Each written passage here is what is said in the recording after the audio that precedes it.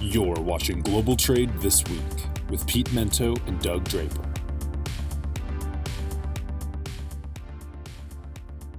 Hello, everybody. Welcome to another edition of Global Trade This Week. I am Doug Draper. I'm only half of the show. There's actually two other folks that make this thing happen. One is my co-host.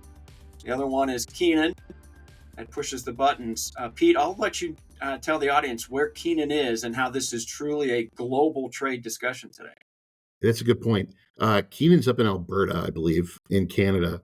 And we were just having a conversation about the confusion that comes as an American being, like hours away from home.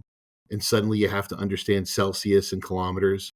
And I told him that my conversion rate was, I don't care, I'm American. I didn't use those words. I used much stronger language.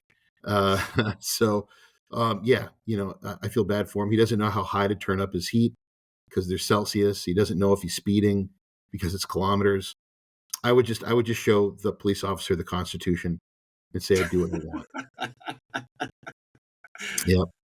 I love it. When he was talking about that, I was reminiscing back to when we were in elementary school and the U.S. was going to go metric, and you were taught all the metric conversions, and that lasted maybe a blink of an eye. Mm-hmm. And America was like, nah, we'll stick with this ultra confusing weights and measures approach to things. So anyway, that's the first thing when he was talking about Celsius and Fahrenheit. I'm like, it's crazy. Let's just be honest, bud. When Reagan came into office, right? All that touchy-feely, Jimmy Carter happiness, let's all get along and work it out, just went right out the window. And it was, hey, listen, unless you want to fight the Cold War, don't tell us what to do. We're good. Thank you. And everything stayed with miles and pounds. And I didn't really think again about any of that stuff until I went to the academy. And then it came rushing back to me like a fever dream. And I had to learn it all over again. But then it was like, what's a knot? I'm like, oh my gosh, a knot? Like how fast, how far is a knot? And that would be on tests and, convert kilograms to pounds and pounds to kilograms. And it was madness, but I had to learn it all over again. So I hate to admit this after saying what I just said, Doug, but I'm actually pretty adept at the whole metric to English version. Okay, nice. Yeah, seafaring measurements are a whole nother level. Like nautical miles, I don't know, is it longer, shorter? Longer. Is that a good thing? I don't know. Yep. I think it is longer. Is that what you said? It is. Yeah, it's longer. Yeah. And not only is it longer, but because the ground underneath you is moving for a long time, you weren't really 100% sure. So thank God for GPS coming out when I went to college, or I probably wouldn't have graduated. It definitely helped a lot. I mean, I went to school to learn how to figure out where I was by taking a sextant and pointing it at a star or a sun or whatever, and then looking at your watch and setting it to GMT, and hopefully it's exactly right. There was this guy, so I don't know if he listens to the show. I still talk to him a great deal. His name is Tom Ashton. And Tom was like a savant at celestial navigation. The guy would go up on the bridge and you wait till the sun's just about to set. We call it nautical twilight. And so you can see the horizon and the stars are bright. And then we all knew the stars back then. It was crazy. Like sometimes it still pops in my head. And you'd find the star, and then using these mirrors on a sextant, you'd do this to make the star at the angle just barely touch the horizon. And then somebody would click the time of exactly what time it was. Well, that's one star. Now we got to get at least two more. And then you have the angle of those stars, and where they cross on a map is your position at latitude and longitude. And there's something very cool about it because this is what John Paul Jones used. This is, Blackbeard did this kind of stuff. And when you were right all the time, like Tom was, it was wonderful to see it happen, but you hated him so much because he was so good at it. It's supposed to be a perfect pinwheel, and mine's got like a big square in the middle where it's not. I got to kind of like, thumb it up there, But then GPS came out, and I'm like, hey, Tom, watch this. Here's where we are. Yeah, go up, jump on the bridge wing for an hour and go work that out. I'm just going to sit here and press a button. I'll be drinking coffee and horking down cigarettes while you do other stuff. Have fun, pal. Yeah. And they have another type called inertial, Doug, where it actually says this is exactly where I am with the GPS. And now it measures the ship's movement with using a gyroscope. They're like crazy accurate. Navy ships have those, so that was even better because it said you didn't have to even press a button. It was just on a readout. You just write it down.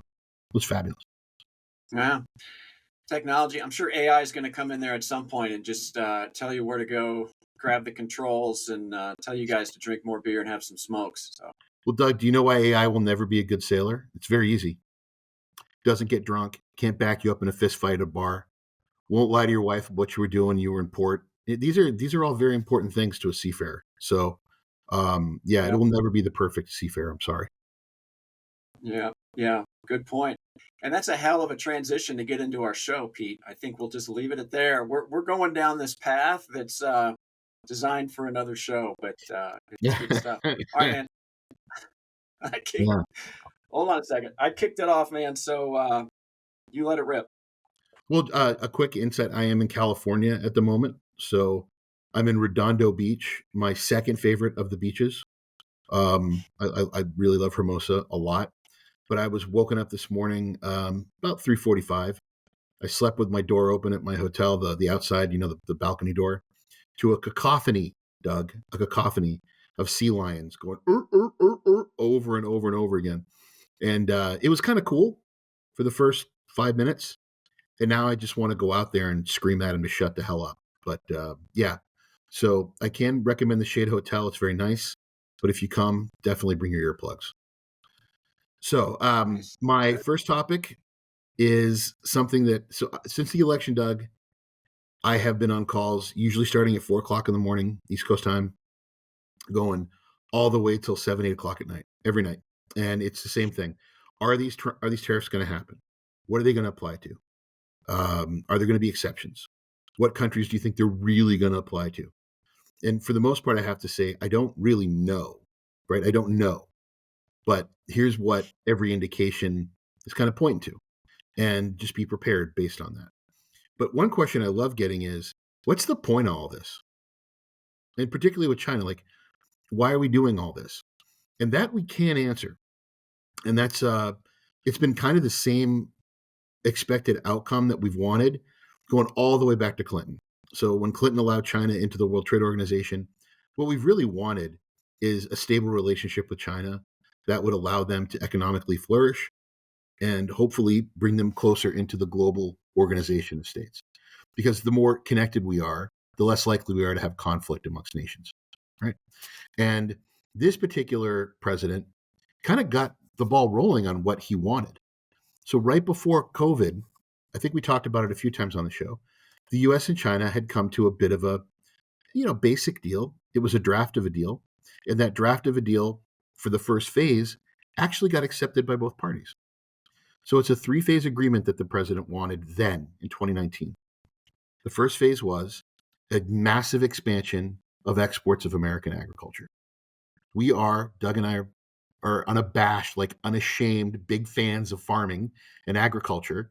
And we are in America incredible at producing food, absolutely incredible. But one of the biggest markets in the world has hamstrung our ability for our farmers to sell their goods there. So President Trump had greatly expanded by hundreds of billions of dollars the exports of goods to China from American farms. And it was corn, it was sorghum, it was wheat, it was beef, it was pork, it was chicken.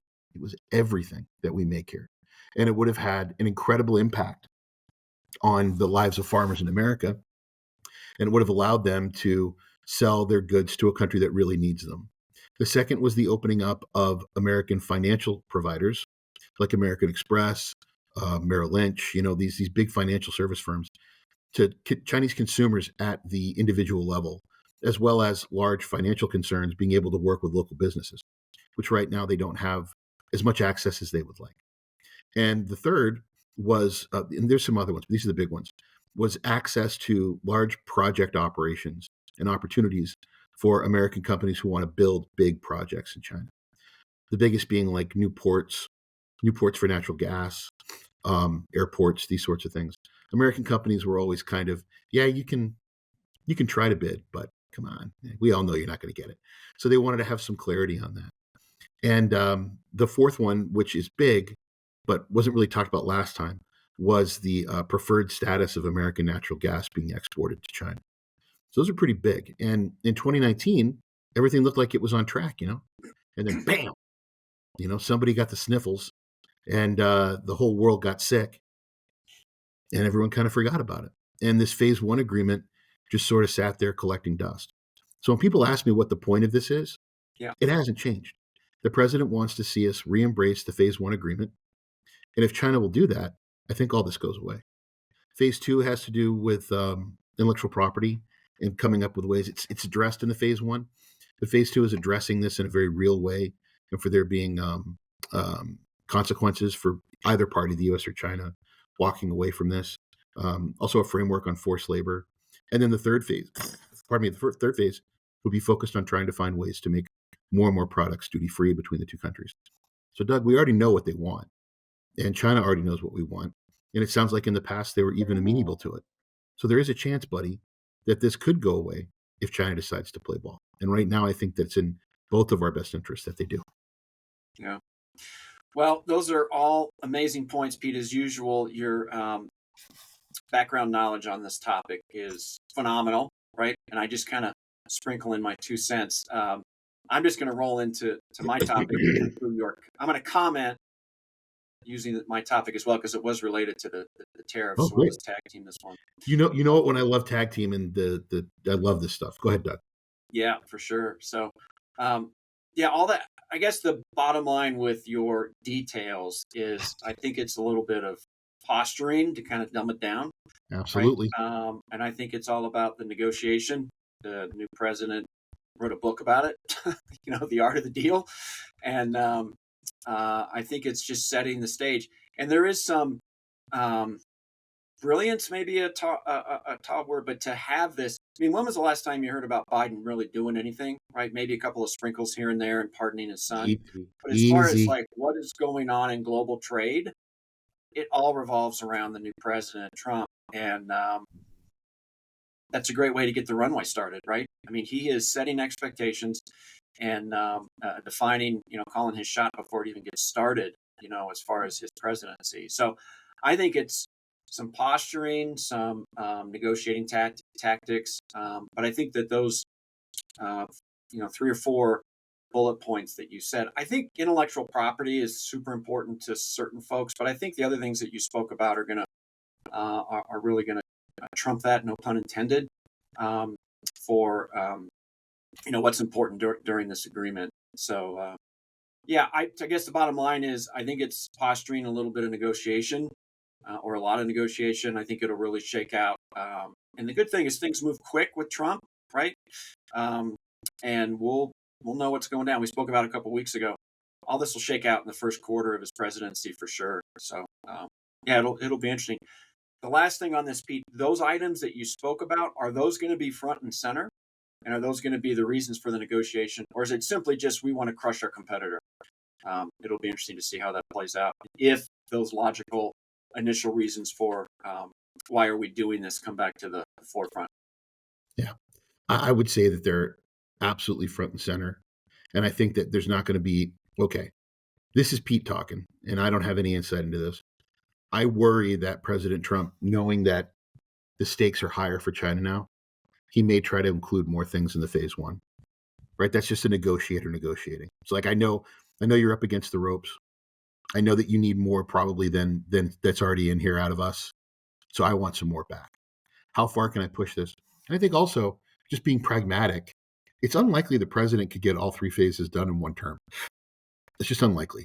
So could he try to push more of it to try to get more of it under his name as a legacy? And I think legacy is very important to this president, to all presidents, but this one in particular. So I would imagine it wouldn't be ridiculous to think he would try to take things out of phase 2 and 3 of the old approach, try to include them in phase 1. We'll see. And for the part of the Chinese, which I think it's important for us to mention, they're in a period of like ultra nationalism right now, where businesses and individuals, they're very proud of the fact that they've become such a dominant economy. And we can't as Westerners overlook the fact that they have their own desires, their own goals globally.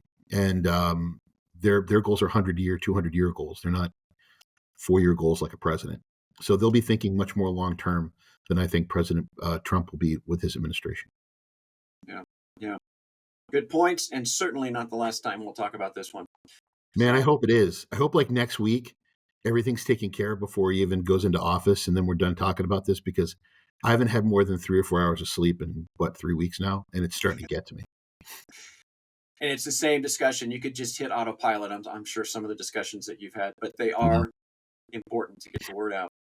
Doug, cool. I'm sick for the first time in I don't know how long. Like it's not a stomach bug or something, but just I'm worn down, brother. So yeah, I need 4 or 5 days to just lay in bed, and maybe I'll binge Battlestar Galactica. I don't know. Drink a lot of electrolytes, and get my crap back together, buddy. Yeah. Well, you don't sound too bad for me, which means you're putting on your game face, and I appreciate that. So, well, hey, that takes us to halftime, and brought to you by Cap Logistics. Who? They are global and worldwide, with Keenan being up in Calgary. He's unfortunately not going to be able to do any skiing up there. It's all business, no pleasure.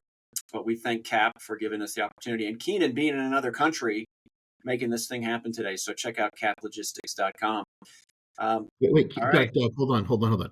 Are you telling me that Keenan is on a business trip and actually has to do business?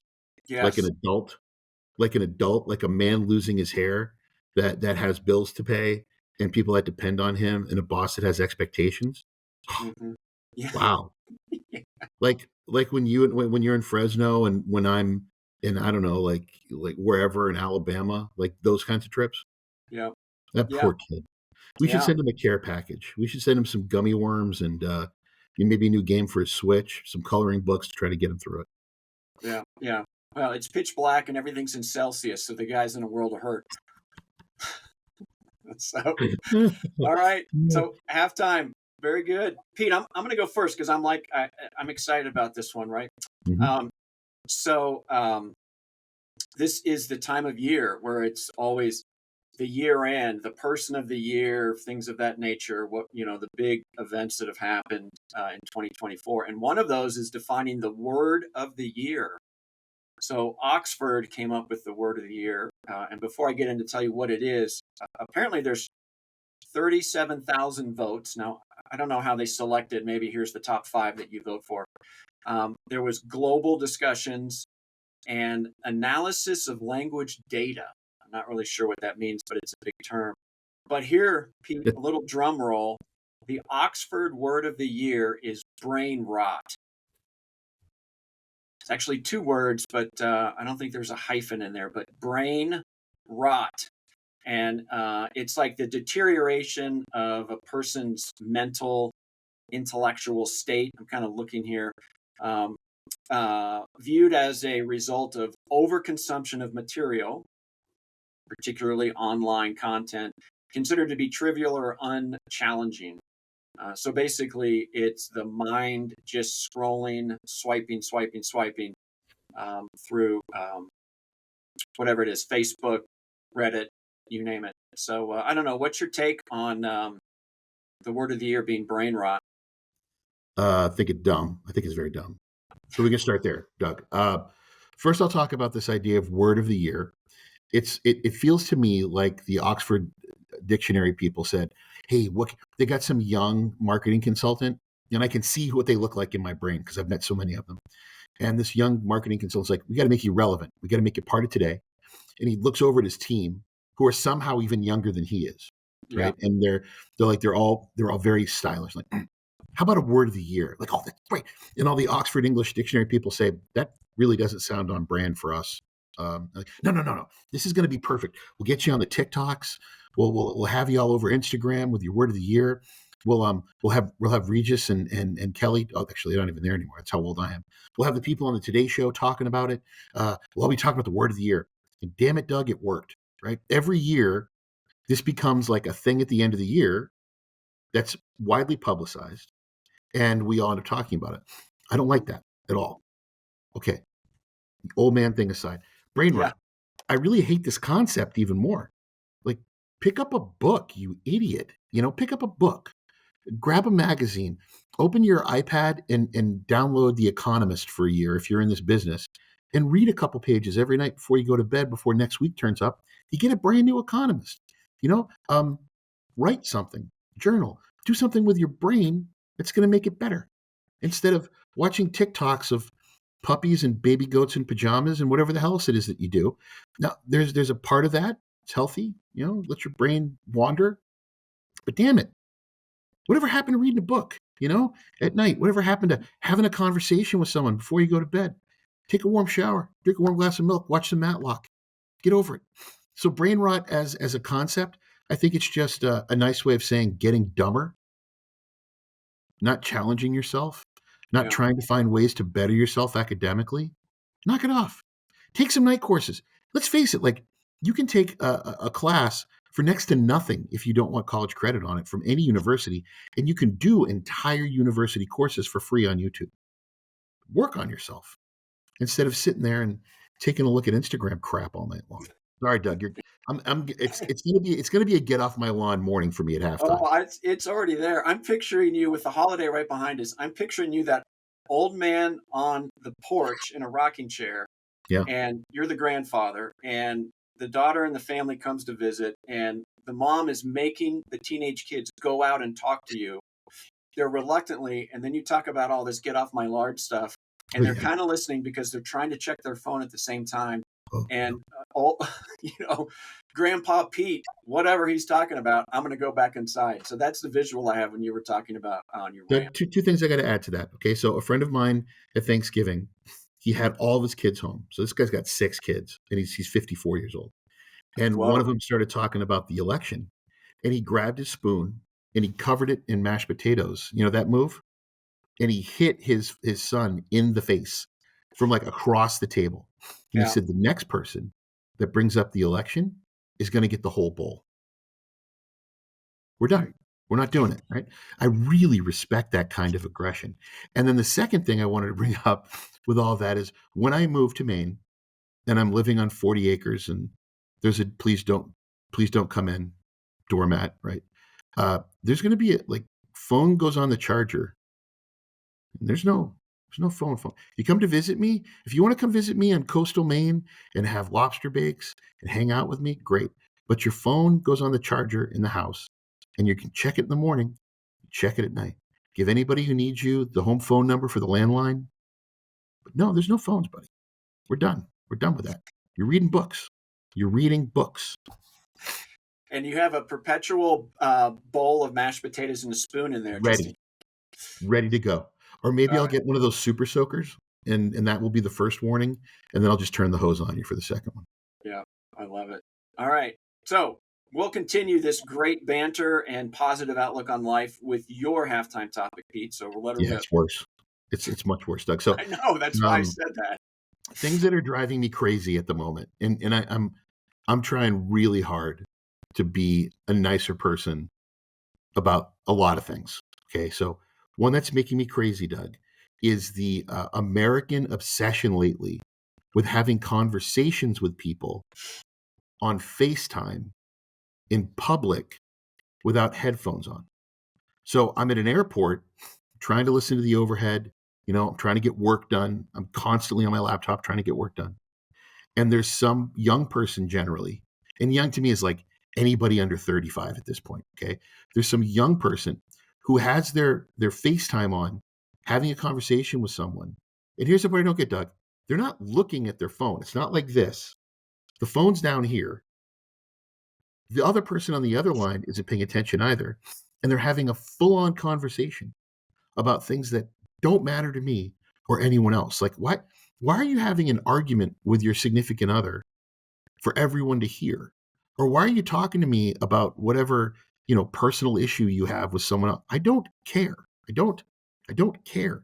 Send them a text, write them an email, put it on a carrier pigeon, but leave me out of your personal conversations. So what I've taken to doing recently, Doug, is I pick up my phone and I have it's not a real conversation, and I just start talking about things to make people uncomfortable. I'll say, yeah, I'm going to have to go see the doctor again because, I think I'm impacted. Yeah, it's been weeks. Nothing's happening. Yeah. So I'm probably going to have to get flushed out or whatever. Oh, it's going to be awful. Yeah. I think one of the nurses is going to have to hold my hand. Yeah. Oh, it's terrible. Yeah. Or I'll start talking about, Yeah, when they pulled the gauze out of my nose, you wouldn't believe the color of the stuff that was coming. Like, I will do whatever I can to get them to take it off. I got to call you back. This guy's out of his mind. Right? The other thing I cannot stand is the complete lack of respect for public spaces. So whether it's people who are clipping their toenails on planes, Oh, seriously, right? really? Or the number of times this week, Doug, just this week, that the person behind me on a plane has wedged their toe in between the two seats behind, they're behind me. So they wedge their foot between me, and I look over, and there's someone's raw foot just sitting there, So you know what I do now, Doug? I tickle them. I tickle them. If you put your toes and your foot, squeeze in between to put them on my armrest, I'm going to tickle you. And when you scream at me, I'm going to say, what are you talking about? I saw a foot there. I figured that's why you had it there. You wanted some creepy old man to tickle you on a flight. So I don't know any other reason why you put it there. That makes me nuts. But we're going to end it with this one, Doug. Okay. Last night, I'm in LA. I'm at a very nice sushi restaurant, having a wonderful client dinner. Everything's going great. I excuse myself to go to the men's room. And while I'm in there, there's a gentleman in the stall having a conversation with his wife on speaker. There are certain places that a phone should never be used. Ready? Church. You should never have your phone out for any reason at church. Number 2, funerals and weddings. Right? And number 3 with a bullet is any toilet. Let's not be gross and creepy and weird. That's a place I'm already embarrassed to have to be in. I don't need everything being recorded. So, Doug, the transition of me into my grandfather has happened. I have gone from being the kid he was named after, who was light and full of joy, to the old man who more or less detests everyone and everything. It happened. And you have years to go. You have miles to go, my friend. I can't even imagine what it's going to be 10, 15 years down the road. I'll be in Maine. And when I'm in my 60s and, the great trade gods finally tap me on the shoulder and say, thank you for your service. You've done enough. I'm going to go to Maine. And if you want to talk to me about trade, you'll have to show up in person. And you better be invited. Yeah. Don't turn up without an invite. That will not end well for you. Yeah. So that's how it's going to be, Doug. Nice. All right. Well, there you go. A very positive and joyful halftime brought to us by Cap Logistics. Was it, Doug? Was it positive and joyful? No, it wasn't. Yeah. That's why it wasn't at all. It was Pete getting on his soapbox and getting pissed at the world. Yeah. Yeah, it was, wasn't it? Yeah. I love it. Mm-hmm. All right. Well, back to the topics. I'm going to hammer through my one. So my second topic is about the port of New York and New Jersey, right? There's a lot of activity that is about to happen. It was in the news. Was it a month and a half ago, whenever there was a potential strike, and they worked through the wage cycle of that. Now, mid-January, they're going to talk about the automation piece of it. So that's not what this topic's about. But the port of New York and New Jersey are trying to leverage their position to claim some of the booming profits of the global shipping industry. We've talked about that before, where they are just crushing it. I think 2 or 3 weeks ago, we talked about the astronomical profits that these steamship lines had, rivaling what transpired in COVID, right? So they're basically saying, hey, we want a cut of that, right? And so they're trying to leverage access to the U.S. and using their ports to create that leverage. So requiring tenants to do some investment, right? So they're like, hey, steamship lines, if you want to come in here, we need you to foot the bill on some of these investments. We need you to provide some a relief on infrastructure. And it sounds great. And you know what? There's enough money there that it'll happen to some degree. But the thing I'm concerned about, Pete, and you can appreciate this, is that those terminals service a lot of other entities and industries related to smaller companies, smaller operations, and business that is not of the magnitude of these steamship lines. And what happens when the infrastructure is paid for by a multinational, multi-billion-dollar company, and I'm the little guy that still uses those, that infrastructure, those terminals, those services? Am I going to get squeezed out, or literally squeezed out, or financially squeezed out because the larger steamship lines are going to have leverage. So I don't know how that's going to happen. It may be another wrinkle into the fact of this negotiation with the port that's going to happen in January, which I'm sure we're going to talk about in a couple of weeks. But anyway, it caught my attention. I thought it was apropos, if you will, to say, hey, everybody's making money. We're the entry point to the U.S. You wouldn't be able to unload your goods without us. Where's our cut, right? It's very mafia-esque, if you ask me, but we'll see how that plays. Did you hear about it? And what's your take on that? Yeah, I've been saying to a lot of people, I would not be at all surprised. I don't want to say I'm expecting, but I would not be at all surprised if they struck again for a short period of time, because the big question, Doug, is really still about automation. Yes, they want to make their money, but I think they're still very concerned that we haven't addressed widely the topic of automation in the ports. And when this month you're able to go out and buy your Tesla robot, you start looking at what's going on in these ports with the level of automation now outside the US. And there's a very real concern for these people on how they're going to feed their families or their future members if more and more automation comes in. I think automation is inevitable. I think it's a question of when inevitable arrives. So I'm concerned that they are going to strike for a short period of time to try to push out as much automation as possible to continue this dominance of human beings being engaged in loading and unloading freight. Yes, it has a lot to do with money, sure, but it sounded like they had that part sorted out. But when you give people time away from the negotiation table to talk, those voices of, well, maybe we should be asking for more certainly could go out there. I've never been involved in a negotiation in a collective bargaining. It's never been something I've had to be involved in, but I'm very much a power to the people kind of guy. So I hope that they get paid, certainly. And I hope that whatever work stoppage that they do is a short one. But I am concerned, Doug, that there will be another one. And I think that there are too many unaddressed topics, including pay, but mostly automation, that I think are going to force them to have to rattle their cage again a little bit to get their attention. Yeah. It's a precursor of what's to come. So yeah, and they're doing doing it right before a presidential inauguration. So I know that is. I was timing. just about to say that, right? I mean, literally, it's like 5 or 6 days beforehand. So, all right, now that you got a chug of water, let's bring this thing home. What's your final topic? Yeah, buddy. So President Trump now tells us what he plans to do using Truth Social, and I'm not on Truth Social, but usually a couple seconds later, someone I follow on Twitter, I'll get, there's only a couple people I get announcements for. It'd be like, oh no, he's done something again. Then I go on it.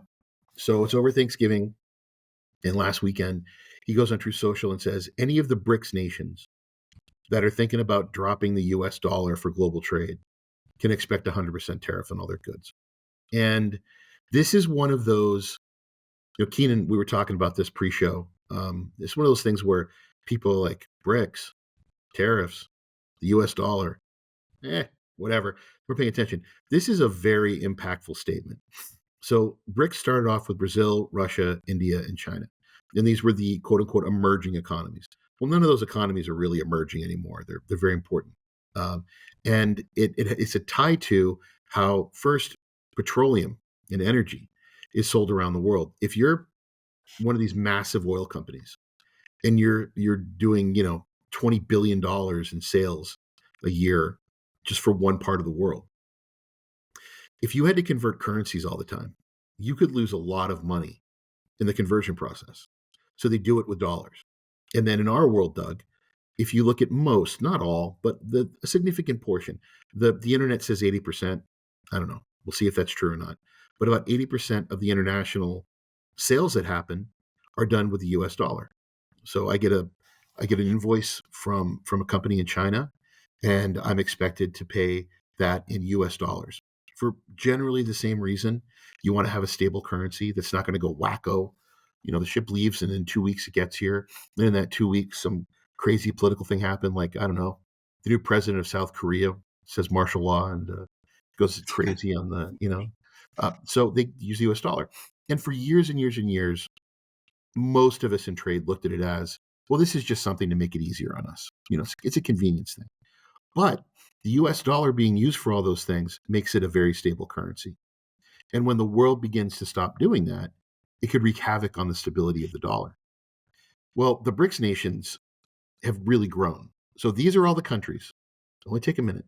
All the countries that are considering being members of the BRICS nations: Algeria, Angola, Burkina Faso, Cameroon, Central African Republic, Congo, DR Congo, Equatorial Guinea, Ghana, Kenya, Libya, Mali, Namibia, Nigeria, Senegal, South Sudan, Tunisia, Uganda, Zimbabwe, Bolivia, Colombia, Cuba, El Salvador, Nicaragua, Peru, Venezuela, Afghanistan, Bahrain, Bangladesh, Indonesia, Iraq, Kazakhstan, Kuwait, Laos, Malaysia, Myanmar, North Korea, Pakistan, Palestine, Saudi Arabia, Sri Lanka, Syria, Thailand, Uzbekistan, Vietnam, Yemen, Azerbaijan, Belarus, Serbia, and Turkey.